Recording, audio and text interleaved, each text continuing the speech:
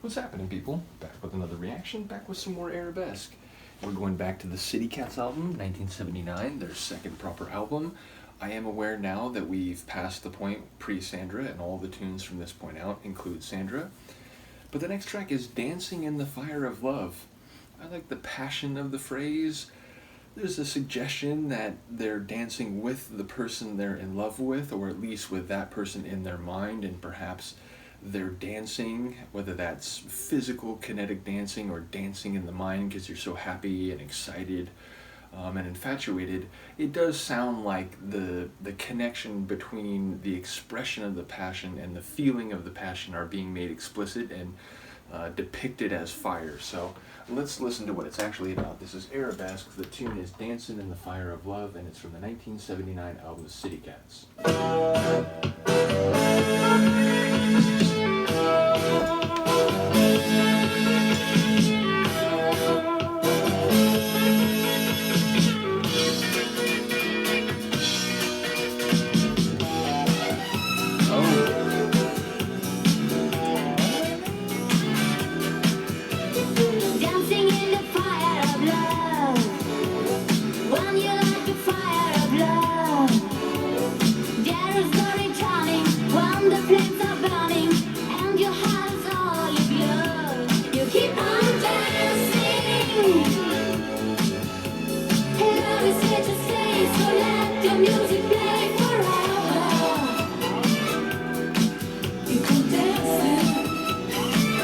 The strings in their tracks. Dancing in the fire of love, praying to the stars above. Too long I've been yearning, how my heart is burning. Let it be forever aglow. For I know. This is more like internal. I have been alone too long, much too long.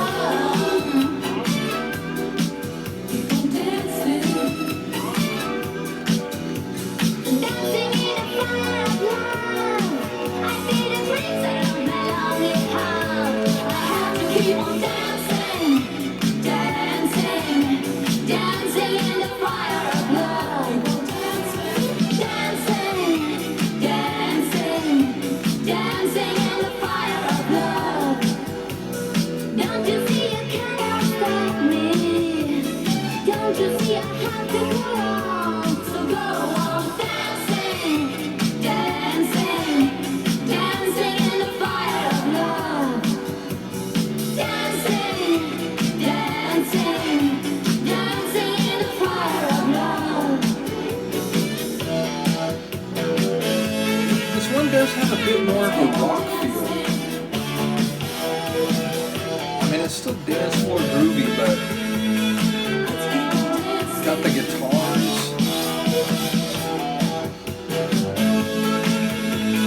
Let's keep on dancing.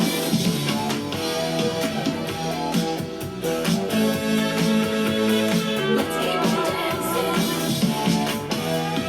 Dancing, dancing. Thought it was gonna do a soft thing. Dancing in the fire of love. Dancing,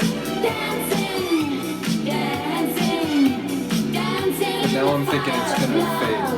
Hold me tight. What's on your mind? So go on dancing, dancing, dancing in the fire of love. Dancing, dancing, dancing in the fire of love. Dancing. I hear that brass back there. Dancing in the fire of love. Yeah. I wish that layer would have started a little earlier in the track, or at least I would have noticed it. Maybe it was in the beginning of the tune, but the beginning I was hearing more of that little string riff, which I really enjoy. I mentioned before, there's a number of tracks we've gone through already where the string work in a disco track like was standing out to me as the most prominent feature. The string riff in this one was really great too. As I mentioned, this one, it had the disco feel, it had the dance floor feel, and it's a song where you're talking about dancing and fire and so on. So like it feels on the dance floor, like this would be like, oh, I gotta move to it, I gotta dance to it. I could totally get how this would be a tune that people would, flock to the dance floor once it starts.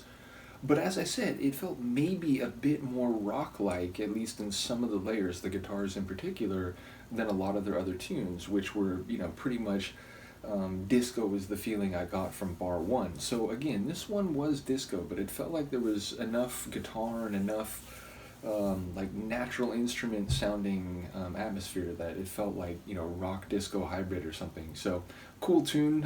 I assume the lead was Sandra. I assume that's going to be the case for the most part. Probably not always. I'm guessing there'll be some other tunes where one of the other ladies takes the lead, but my understanding is that part of why they sort of clicked after Sandra came in is that she had the aesthetic look and she also had the voice that led people to go like, hey, that makes me want to pay attention. So like I said, I don't know certainly, but I would estimate that the majority of their tunes from this point out will be led by Sandra, right? So let me know if I'm right or wrong about that. But yeah, like I said, a cool tune. To look at the track list for when we come back next time, it appears that the next tune will be In the Heat of a Disco Night. I like that.